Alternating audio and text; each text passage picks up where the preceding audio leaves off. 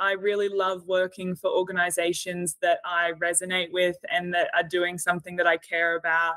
I find I get a lot of sort of satisfaction and motivation out of working for causes that I really care about. You know, there's always going to be times in any role where you get a bit overwhelmed or stressed, or you're not loving, you know, the day to day. And I think having that sort of underpinning motivation is really helpful for me and something I really value. So yeah, I obviously did my research and looked into Place to Be as an organization and just thought, like, what incredible work they're doing. And that's definitely grown even more as I've worked for them for the last 5 years as well. That was Jess Brain, Head of Operations at Place to Be. Place to Be are a leading children's mental health charity in the UK. They've been supporting the mental well-being of pupils, families and school staff for nearly 3 decades. With 1 in 5 children experiencing probable mental health conditions and half of all lifetime mental health issues beginning by the age of 14, Place to Be's work is more crucial than ever.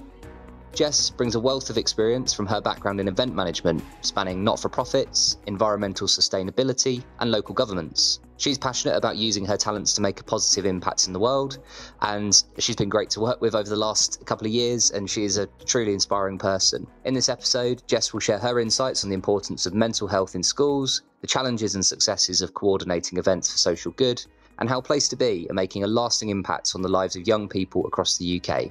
Stay tuned for an inspiring and informative conversation.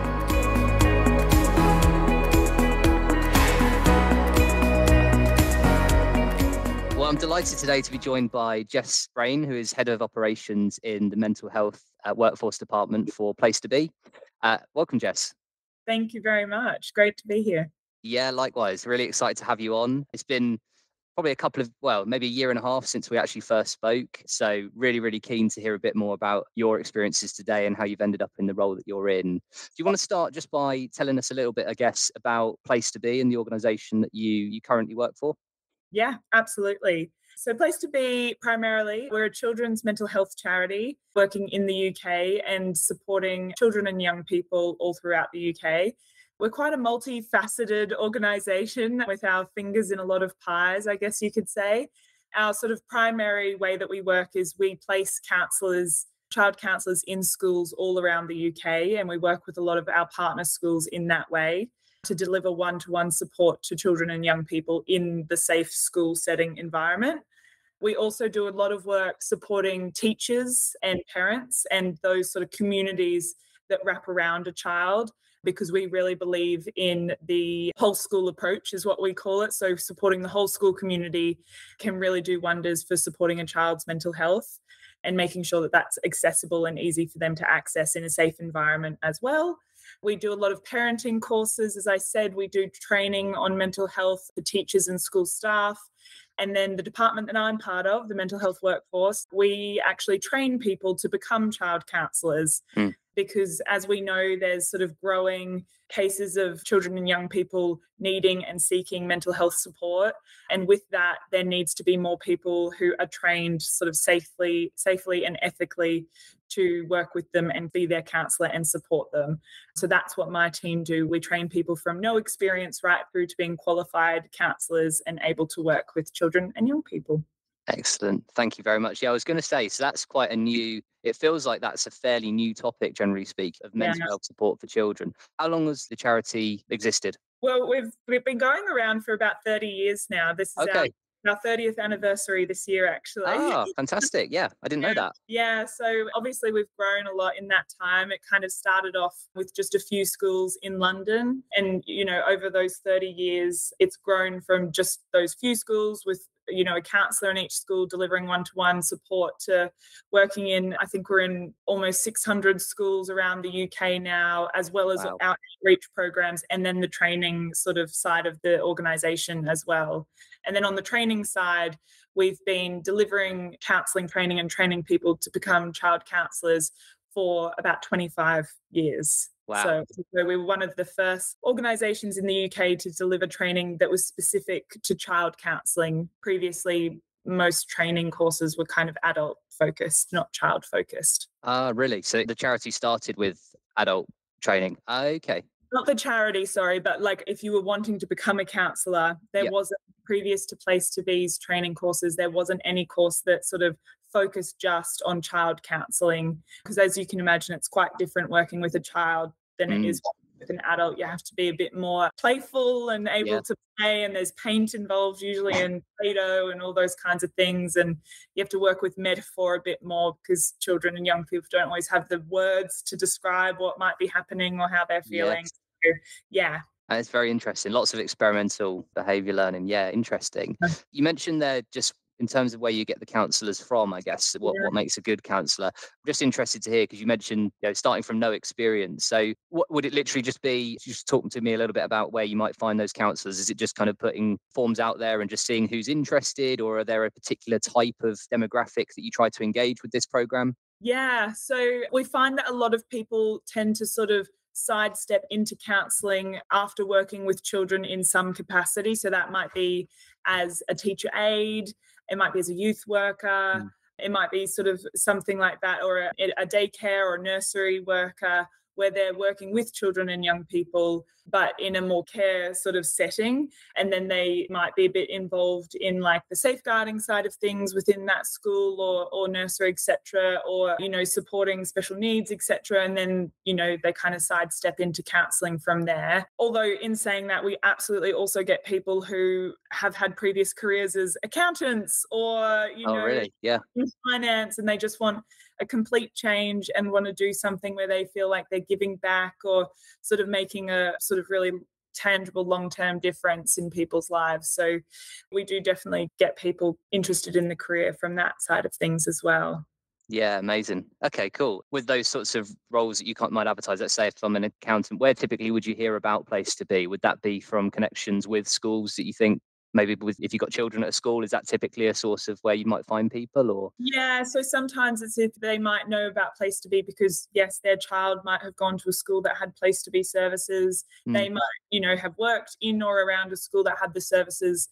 Or, we also get a lot of people, as I said, we're sort of there's more competition in the market, I guess you can say now, but in the training space. But certainly if you're sort of Googling how to become a child counsellor, Place to Be, we've been around for so long and are so experienced in training people that we do sort of pop up first. And we have really good, I think in the training world of counselling training, we have quite a good reputation as well. So if you know someone that's a counsellor, they might recommend us as well. Yeah, interesting. Yeah, I totally agree with that. And I see a lot of what Place to Be do online, and very much big advocates of youth mental health. And Yeah. also I noticed for Pride Month, you're very good at staying topical with some of the things that are going on, the trends and events. Yes, it's really good. And how did you get involved, Jess? Because I think just to touch on a little bit about your background for the listeners that don't know, where were you kind of born and raised? You were born and raised in Australia? Yes, as you can tell, I've got a bit of an accent. Yeah. Although I think it's fading, which I'm a bit sad about. But yes, I'm from Australia, Brisbane in Australia, and I moved to the UK about 5.5 years ago and have worked for Place to Be my whole time in the UK so far. How did you find about Place to Be? Was that before you moved over, or is it a case you moved to London and then found the charity? Or Yeah, it was actually before I moved. I didn't move for the job at all. I was sort of moving without a job in place, wanted to try something different and live somewhere really far away, I guess. But actually, before I sort of made the move, I'd already decided it was happening. I'd resigned from my previous role, etc. I'd given up my flat, all of those things. And I changed my location on LinkedIn to say that I was in London and looking for work. I'd sort of previously in my career have worked for charities and in the not-for-profit sector for most of my career. So recruiter got in touch with me about a role at Place to Be, which was a fixed-term role. It was a short-term contract role for a maternity cover. Yeah, and I just thought, oh, great. I was just so keen to have a job offer, I guess. But I also really care. I think the sort of thread throughout my career has been I really love working for organizations that I resonate with and that are doing something that I care about. I find I get a lot of sort of satisfaction and motivation out of working for causes that I really care about. There's always going to be times in any role where you get a bit overwhelmed or stressed or you're not loving, the day to day. And I think having that sort of underpinning motivation is really helpful for me and something I really value. So yeah, I obviously did my research and looked into Place to Be as an organization and just thought like what incredible work they're doing. And that's definitely grown even more as I've worked for them for the last 5 years as well. Yeah, amazing. And you've been on quite a journey as well with Place to Be. So Yeah. you're in your now fourth job title in that sort of 5.5 period. So kudos to you and the job that you're doing, because obviously you are growing through that organization. You started as a challenge events manager. So I know Yeah. that from looking at your kind of CV and your background, you very much come from that event and fundraising management space, don't you? Yeah, I do. I studied event management at university, and I probably have just always been quite an organized and, planned out person. And yeah, my sort of first roles in my real career were very much events focused. So event management. I worked for a local council in Australia. In there, they had a big sort of community engagement team. We'd organize a lot of events, small, like, ranging from like a picnic in the park for parents to big music concerts, but all about getting the community engaged and involved with each other. Mm. And then worked for the RSPCA in Australia, which I think stands for the same thing as it does here in the UK, animal welfare organisation. And again, that was more fundraising events, but like big mass participation. We had a great event called the Million Paws Walk, which was basically a giant dog walk. Wow. Where hundreds of people. Is it literally as it sounds, a million paws? Yeah. So to be like, something like 40 locations all around Australia, people come with their dogs on the day and do a big Wow. 5K loop or something like that with their dog all together. Wow. That is a Yeah, lot of dogs. So it is a lot of dogs, yes. amazing. Have you got photos of that event? Because I'd love to Oh see yeah, definitely. I've seen some through. You can them. imagine a lot of poo bags we used on that. Yeah, I bet. Is that something they do in the UK, or is that an Australian thing? Oh no, maybe we should bring it over. Yeah, very good. So yeah, you started up kind of through that sort of fundraising event space, and Yeah. then what's a challenge event then for Place to Be? What is Yeah. a challenge event? Yeah, so challenge event again is in the fundraising world. So that is when you see those crazy people doing a marathon or doing a skydive, or there's treks, there's swims, there's all kinds of crazy things that people do, but anything that's kind of a physical challenge basically that people are taking on and raising money for a charity as part of that.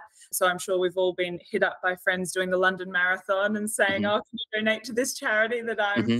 I'm running for? So that was sort of the group of fundraisers that I would support and oversee. And we'd have places on a whole bunch of different events that we would be filling, such as London Marathon. Shout out if anyone's looking for a spot. Someone will be. And well, exactly. So I would work with those amazing fundraisers and help them reach their fundraising targets and make sure we'd filled up all the spots that we had on the events as well. Yeah, really good. And it's very interesting actually, because your career path and your beginnings are very similar actually to Rosterfy's beginnings, in the sense of founded in Australia. We started with those sort Yeah, of fundraising and sports events that were linked with charities, and then yeah. gradually have gone into more sort of complex charity volunteering programs. So quite similar in a way to what you've done there, and quite interested just here. So you've got really extensive experience there on those fundraising event side, and you touched on it at the start. A big aspect of that is the community. Yeah. So really keen to get your thoughts a little bit around when you are looking to fundraise and have people to contribute and compete at these events. How best do you engage with those people in the community? How do you keep in touch with people and get them involved in the mission? Yeah, absolutely. I mean, stewardship, and which is basically, community building and connecting with people and making them feel involved is such a huge part of fundraising, of course, but really of any kind of engagement, trying to keep people engaged, any kind of, customer or student or whatever it might be. Stewardship is like just such an important part of that. And I think it is really about connecting people to the cause. Obviously, if they're reaching out to you, you already know that they're connected in some way, but we would also have to do, a lot of promotion and marketing and saying, is this something you care about? You could make a difference. Mm. We'd be showing stories about the children that are being supported and helped, showing the real impact, I guess, of the support of that person and what it could do. Mm-hmm. And then really, I think a lot of the time, I mean, people love to chat.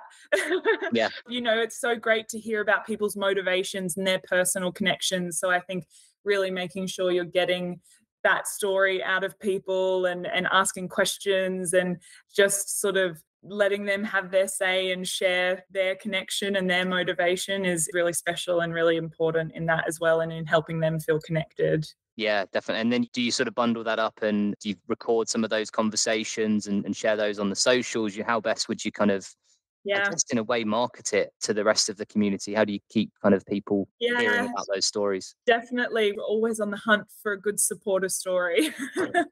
But yeah, totally we do a lot of blogs on our website. We do sort of like quotes and a few little videos. And you'll notice if you've visited the Place to Be Instagram page, there's tons of pictures of supporters on there doing all sorts of different things, which again is just kind of showing, oh, this is something you can do.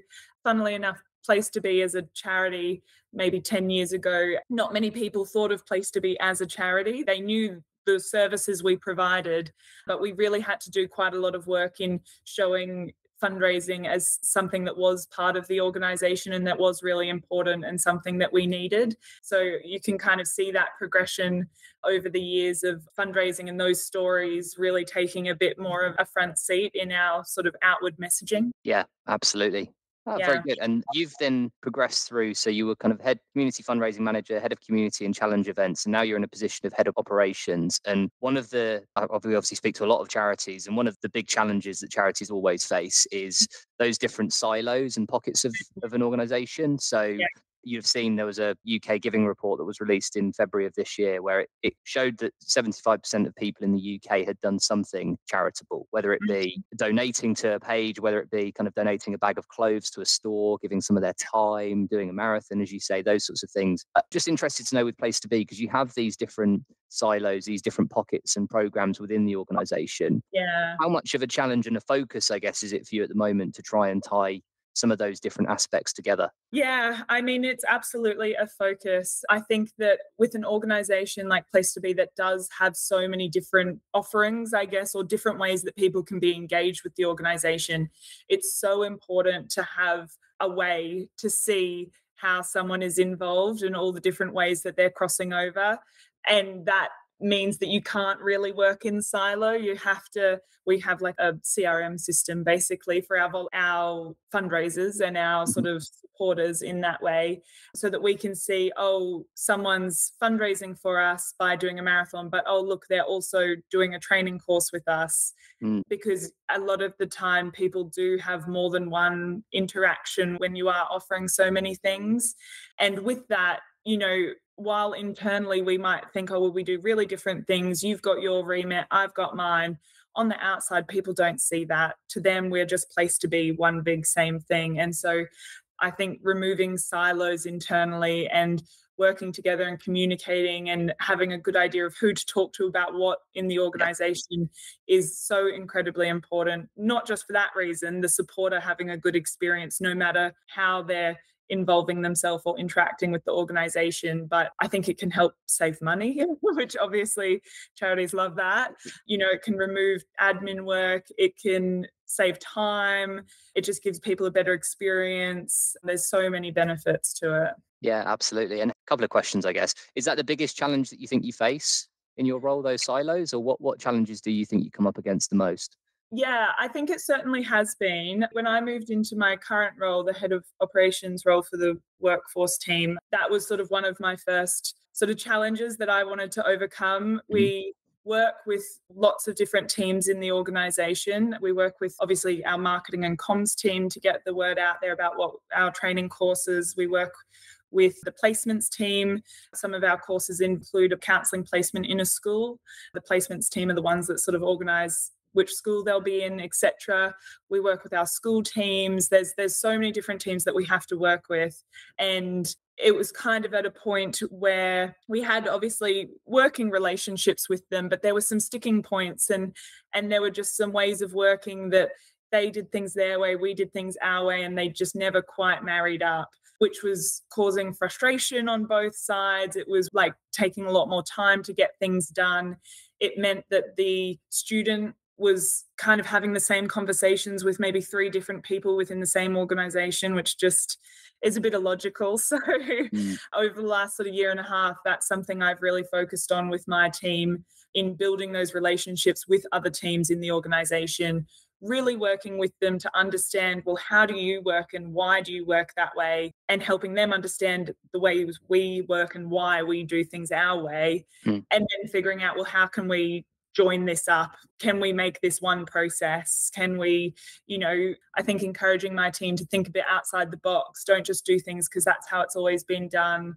Like, how can it be done differently? Where can we make improvements, etc.? Excellent. Yeah. Okay. And you were saying just before you got on this call about how in your previous role there were people in the building that you'd not spoken to in these other departments, and that kind of highlights it. And you touched on a really important point there around, well, the child, the beneficiary of this program, is having to repeat things, and they're getting told different things by different people, and that could be a big challenge, I guess, and it certainly impacts the experience of your mentors, but also of the children that are benefiting from the program as well. So it is an important point to mention. And it sounds like, so one of the areas that you've worked on by the sounds of it is you're doing kind of internal sort of workshops and conversations, are you, just to try and figure out who's doing what and how we can align some of those things? Yeah, and we've done quite a lot of process mapping as well, and quite a lot of sort of data, as they speak.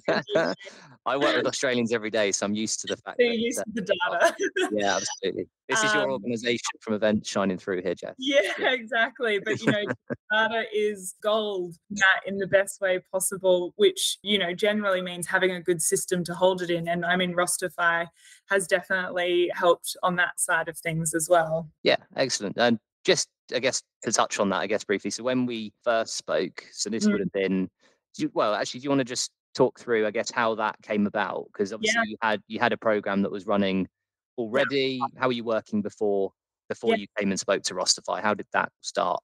Yeah, so we use Rosterfy maybe slightly differently to how it's traditionally used. We use Rosterfy to manage, as I've mentioned, we deliver training courses, and we have a pool of contracted trainers that we use who deliver the training courses. And previous to using Rosterfy, we had a spreadsheet, of course, that had people's details on it, their contact details and their availability details, and information about what different courses they could deliver, because we have a range of different types of courses and not everyone can deliver everything. And we also had, all the different program teams who would potentially be talking to the same trainer, but asking them the same questions, asking them, are you available on this date? But 2 different teams in the same organization asking about the same dates. It was just causing so many logistical, administrative issues and wasting a lot of time. And so that's why we started looking into sort of a trainer management system, as we call it, something that could, on one hand, be like a central place of truth for trainers' details. So having one place where it's got all their contact details, trainers can update those details themselves, so you're never having to worry about things being outdated. They can update their availability. We can have a log of what they are able to deliver, the different courses they can deliver. And then on the other side of that as well is the scheduling side of things, obviously. Having one place where anyone in the training or sort of program teams can log on, can see, right, what's this trainer already signed up to deliver? When are they available? Can I ask them about this date? No, they're already delivering something for someone else. We can do expressions of interest, sort of send out to the trainers who's available for this training, etc. So having that sort of centralized information storage and the rostering people on and scheduling people on to deliver different programs as well, and having that in one central place was the reason for looking for a system, and that's how we found Rosterfy. Yeah, excellent. And just out of interest, when you were looking, because that's what you've just described, it's not necessarily an obvious thing. So how do you go and find something that helps you with that? Were you Googling and just looking at a few different options of basically having conversations? It's quite tricky, isn't it? Yeah, I mean, we kind of started by looking at kind of like shift management software and those kinds of things, and then yes, we definitely looked into like volunteer management systems, because we recognized there were quite a few similarities in that and what we were trying to do. I guess really the main difference is we also use Rosterfy to do the payroll for the people delivering trainings, which we've built some fancy automations to do that for us. But yeah, it came up through just sort of Google searching, got in touch, met yourself, had some calls and demos. We obviously had there's quite a few uniquenesses, I guess, to how Place to Be work and what we wanted a system to be able to do. And Rosterfy was, from the sort of research we did, was really the only system that ticked all the boxes that we were looking for. And I think that's because it's so customizable. You can change almost everything in it, which obviously takes a bit more time in the setup to make it work how you want it to. But once you've done that, yeah, it's really flexible. Yeah, and you've got this kind of use case feels like maybe one of the more complex ones, isn't it? In terms of you've got some real intricacies there when it comes to scheduling of, I mean, how Yeah. many schools do you support, Jess? Did you say 600? Yeah. And they're all over the UK, so Scotland as well. And Yes, yes. Scotland, Wales as well, and then all throughout England. yeah, absolutely. And then COVID happened sort of Mhm. 1 year into your Place to Be career. Has that shifted a lot of things online as well? Have you got a lot of virtual sessions, or is it still a lot of face-to-face briefings that happen? Yeah, so obviously, yes, during COVID, we had to very rapidly adapt as an organization in almost every aspect of the Yeah. organization. On the training side of things, there's definitely some courses we deliver now that we didn't deliver before COVID, and they are online Mhm. courses, particularly our mental health champions course, which is for sort of school staff, anyone who works in a school, to help them sort of learn and understand a bit more about children's mental health. We launched that during COVID, actually, and in the first, I think it was 6 months of the program being running, we had 50,000 school teachers and staff access that program. Wow. Yeah. How did that happen? I mean, I think COVID and the pandemic highlighted, I mean, obviously it's a weird, very weird silver lining that it exacerbated the issue of children's mental health, but it also highlighted the need for support for children's mental health. And I think therefore people were looking for information and they wanted to learn. And then so it was just good timing, I think, that we had this program in development. We received funding during COVID to really be able to push it out there, and the interest was there, I guess. Amazing. How's that changed since COVID? Because there's quite a lot of charities that we speak to where they will tell me that volunteering numbers have dropped. They've lost Mm. touch with quite a lot of volunteers through COVID or some of their mentors and stuff. Have you found that? I guess that was almost the busiest time for you. So has that momentum maintained, or is it kind of siloed a bit since Yeah. dropped off a little since then? Or I mean, I think there was definitely an initial burst on that side of things for some trainings in particular, but I think it's now remaining quite steady. I think that the interest is still there. I think on the counselling training side of things, that one's quite interesting because we don't deliver those trainings online. We did for a bit during COVID, but we have gone back to in person, and that's similar to our school services. So the counsellors based in schools. Obviously, during COVID, we adapted. We did phone sessions, we did Zoom sessions, etc. But counselling is such a relational activity, I guess you could call it, that it is so different in person to online. And particularly with a child or a young person, you and I can have a conversation through the computer like we're doing now, but it is so different trying to sort of engage with a child over through a screen and through a laptop. Whereas when you're in a room with them, you're able to play, that play element of counseling is so key, and you just can't really do that in the same way online. And so our training matches that, the sort of skills and skills practice and role play. That's such an important part of the training, which we really do think is better learnt and experienced in person. yeah, I can totally see that. That makes a lot of sense. And then just talking about, so I think when we very first spoke, when you came through the website, you had some sessions where there's clashes and maybe you've got a no-show for the session. Because obviously you were going through COVID, I guess, with that burst of activity and also still Mm. on kind of spreadsheets, not really having systems in place to manage it. How was that? Because that sounds like it could have been quite a challenge. Yes, it was. Yeah, I mean, I think really everyone in the whole organization, I mean, I don't know if it's the same at Rosterfy, but pre-lockdown and COVID, we didn't work from home. We didn't have work laptops or anything like that. Oh, So there really? was Okay. a challenge of everyone, the staff managing everything had to really quickly be set up with all the equipment to do so. You then had to learn to work in a very different way. And then there was managing sicknesses and people being unwell and being off or having to drop out really last minute, which, you know, we had to accept and roll with and find a different time, etc. So it really was like the whole team, the whole organization really had to be so adaptive and so flexible and able to change and adapt and move quite quickly in that time. I feel like we've now kind of settled into a bit more of a steady way of working. But I think what we've all learned about that flexibility and adaptability, it still is like such a useful skill that I think we all use today. You know, we're still always trying to make sure we're doing things in the best way, and that sort of flexibility and thinking of things like how can we do something differently. I think, you know, we did learn that a lot and have to use that skill a lot during COVID. Yeah, absolutely. That is a huge challenge. And you've obviously done a very good job because you've obviously been able to grow the program during that time. So yeah, kudos to you and the team for being able to pull that all together. I'm interested to know, so you've been in the charities existed for 25, 30 years. Yeah. Do you find that there are any people that have maybe gone through that program where maybe they did receive some support from Place to Be and have since come back? Does that happen at all? Yeah, so we do. I mean, yeah, obviously on the counselling, like in school side of things, we've been around for 30 years. And particularly when I was in the fundraising team, it was always so heartwarming. Every now and then you'd have someone who would get in touch about wanting to do some fundraising for the charity, and you'd obviously say to them like, oh, tell me a bit about why, and they would say, oh, well, I received support from Place to Be when I was at school, and it, you know, it changed the course of my life, and I still remember my counsellor and blah blah blah. Wow. And that is always so heartwarming to hear and to see.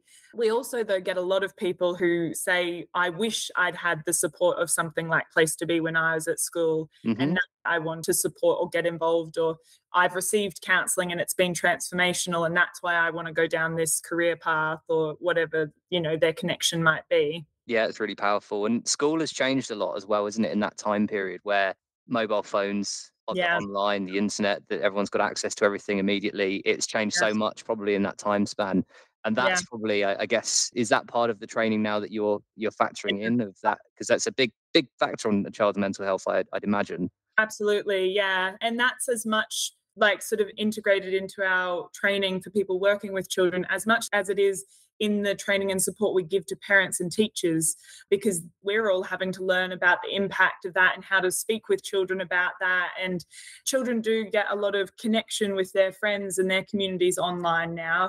I think, you know, you have to be careful about not completely taking that away and isolating them from that connection, but setting up boundaries and doing it in a safe way, and, you know, having some time limits or whatever it might be that works for that family or whatever it might be, and helping children be aware of the dangers that can be out there as well when it comes to online and mobile phones and everything else. Yeah, a big challenge because everything moves so quickly as well, doesn't it? There's new technologies moving so fast that keeping Yes. up the training up to date with the latest trends and the things that are happening, it must be a challenge. So yeah, you guys are doing an amazing job. Just interested then. So when you look at you kind of one of the questions I've got written down here is what advice would you give to yourself maybe 10 years ago when running a program like this? Have you had some time to think about that answer? Is that what I you've been have. Yes, I liked this one. It really made me sit back. doing? I kind of thought of 3 different bits of advice I would give myself. One, I think, is, this is such a cliche, but don't sweat the small stuff. I think that, you know, I oversee quite a broad like range of programs, and there's a lot of moving pieces in that, and there's so much detail and information within all of that, and I can't possibly know it all and remember it all. But I have an amazing team who I work with, and I completely trust them and know that they're amazing at what they do. And sometimes I just have to be okay with not knowing all the details, and I have to be okay with not making the decision or not being involved. And obviously that comes with time and experience and everything else. But I think it's really easy to see something and really let it get to you and get stressed out about it. And when you kind of take a step back, you can then see like, oh, okay, maybe I didn't need to stress that much about that thing. So that would definitely be something. I think the other piece of advice is just about like seeing everything as an opportunity to get more experience. I think I've certainly benefited in my sort of career journey in having a lot of different experiences, getting whether that's through different roles or being involved in different projects within the organizations I've worked with, and sort of being happy to put my hand up to try something I haven't tried before. I think that's how you kind of build up those transferable skills, or that sort of just breadth of experience, and you just never know when that experience will come in handy and when you might benefit from being able to say or think, oh, that's like the time I did this, and I've learnt XYZ because of that. I think just sort of getting involved and throwing yourself in and trying as many different things as possible is hugely beneficial. And then something I'm really big on is sort of, I guess that it's a bit of a mindset thing, but focusing on improvements and how you can make things better, rather than focusing on, oh, this isn't working well, or getting really frustrated because you've hit a standstill with something, and just trying to always look at things sort of constructively, I guess, and approach things in a constructive way, and just look at how you can make things better, basically. I like that. I really, really like the point about everything's a learning experience, and don't get too maybe disheartened at the time, because ultimately that could pop up as something that you've really Well, learned from going forward. usually the things that don't go well, you learn the most from. So That's it. I like that. It's very good advice. I guess just quickly, Jess, just looking forwards, what's next for Place to Be? Obviously, you've been in this operations role now for a year and a half, is it? Yeah. What's next for the organization? What initiatives have you got launching? I've seen a few things online. Do you want to just quickly talk about some of those? Yeah, absolutely. So certainly on the counselling training side of things, we have really ambitious plans going into the future. We are really passionate about increasing the size of the mental health workforce, so having more people trained to work with children in a therapeutic setting. And we're really, really passionate about making sure that that workforce is as diverse as possible and really reflect the children and young people that we're supporting. So we've got a range of sort of projects and initiatives that we're working on to address both of those. One of which is we've just actually finished assessing an application round for bursaries that we're offering to a lot of our courses. So yes, just started offering bursaries for our introduction and then qualifying courses, which we're really excited about, being able to support people from, again, that sort of no official counselling training experience right through to being qualified. And Was then that one of the barriers, Jess, that was highlighted in terms of that you're talking there about diversity, and that's something that a lot of people are thinking about? How do you make programs inclusive as possible? Yeah. Is that one of the barriers that was highlighted? Yeah, certainly, definitely. I mean, and that's for a number of reasons, I guess. I think training to be a counsellor is quite expensive, and it takes a lot of time. And it's, I guess, historic or traditionally quite a white female middle class profession, I would say, as a lot of the sort of caring professions are. And so we're really to change that. But with that also means making, you can invite people in the door, but if it's not a welcoming environment once they get in, then they're not going to stick around. So making the content of our training diverse and inclusive, making sure our training team are diverse and inclusive and aware of everything that comes along with that. It's a real, it can't just the promotion and getting people signed up. It has to be the whole way through the program. Otherwise, it's never going to work. So that's something that we're really focusing on as an organisation and as a team directly in the next sort of 6 months, year onwards as well. Yeah, absolutely. Is that something that you track just out of interest? We've had X amount of applicants, and this is a kind of a rough spread of the different diversities that we've had come through as applicants, and then how many of them actually made it to the end of the course and became counsellors? Is that something that you monitor? It's something that we've always tracked, the sort of application and sign up diversity figures, but we're just now tracking right through, so that we can, over time have that picture of, how many people there might be the interest there, but are there points where like a big proportion of people are dropping off, and why is that? And so I think, again, back to the point about data being gold, without it, you can't see those trends happening. So yeah, that's definitely something that we're looking at and paying a lot of attention to at the moment. Yeah, absolutely. And you're just to kind of elaborate that on a bit of the detail around that. With those sorts of metrics, is it a case of when someone signs up through a registration form, you're asking them to volunteer some of that information, and then Yes. that sticks with their profile, does it, throughout their kind of life cycle as a counsellor? Yeah. Yeah, correct. So it's obviously not mandatory information. People can choose whether they give the information or not. We, yeah, on our application forms or our booking forms for our courses have a little sort of disclaimer basically saying we are really passionate about making the workforce as diverse as possible. You can help us to show that we're doing that by answering these questions and providing us with this information. And then, yeah, we use that to sort of track as they go through our training pathway. Excellent. That's really good. And that's you asking for sort of feedback and surveys throughout that process as well. If you find, is there kind of an exit process if someone's dropped out halfway through, for example? Is there, I know not always you'll be able to get hold of them, I'm sure, but have you Yeah. try and have a follow up of, what happened? What was the blocker? What was the issue? Yeah, definitely. I mean, our tutors who are the trainers that deliver the programs, they are, I mean, they're amazing and they provide such sort of personal support to any student going through the training. And so they're kind of constantly in contact with students. They have kind of tutorials throughout their courses and they have, if someone is dropping out, and sometimes that's just because of life circumstances or, whatever. But if it ever is because of a reason of something about the course itself or the training or the support, etc., then we want to know about it and we want the feedback. We've also started really focusing a lot more on student support and making sure we have sort of learning support and reasonable adjustment processes and all of those things that go along with sort of inviting in a more broad range of people into our classrooms. Yeah, really good.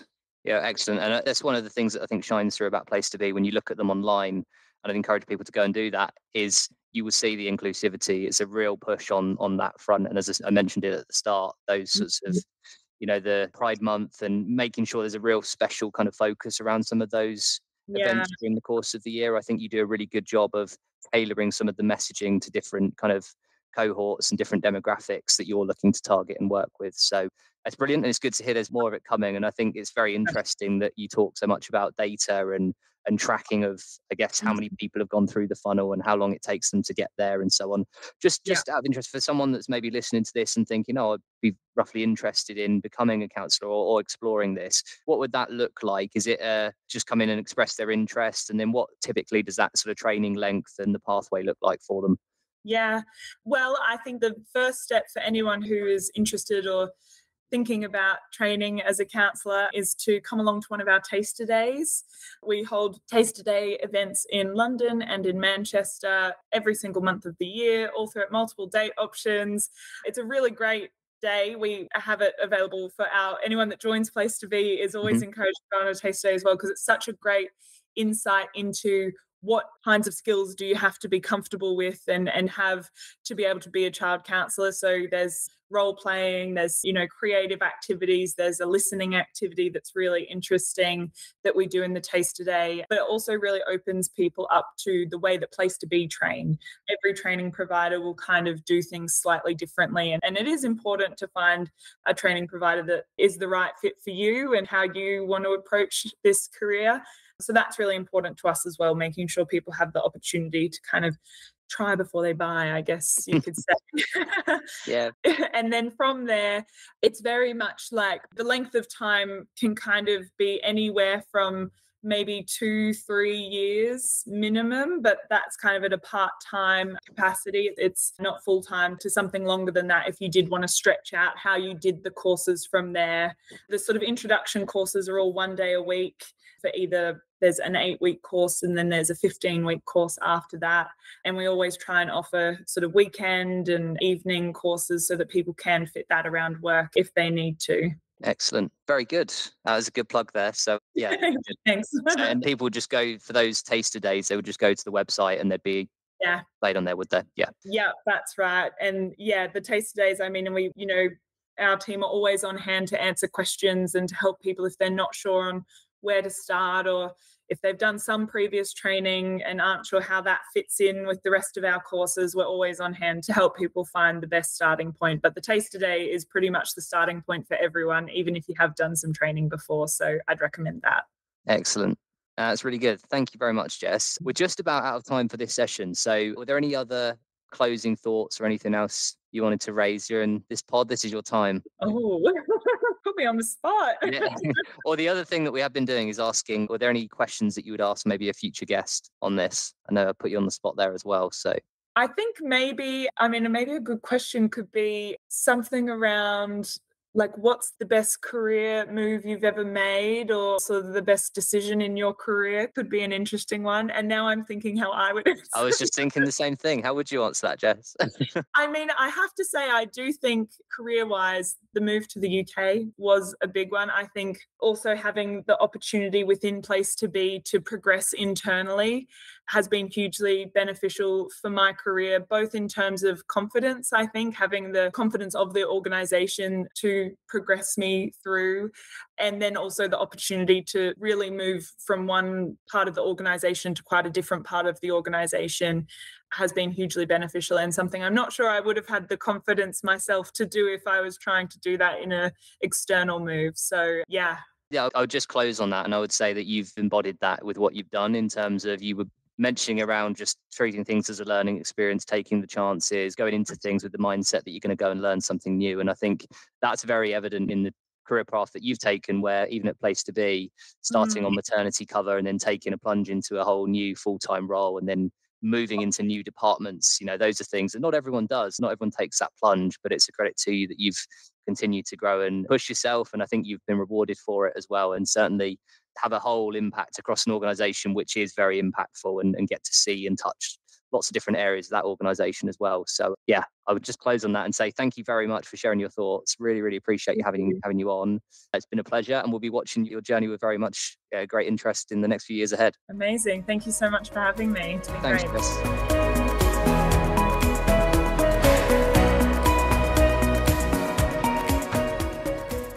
Thank you so much for listening to the Engage Volunteer podcast. Join us next time as we continue our journey through the world of volunteering. Until then, stay engaged and keep making a difference in your community.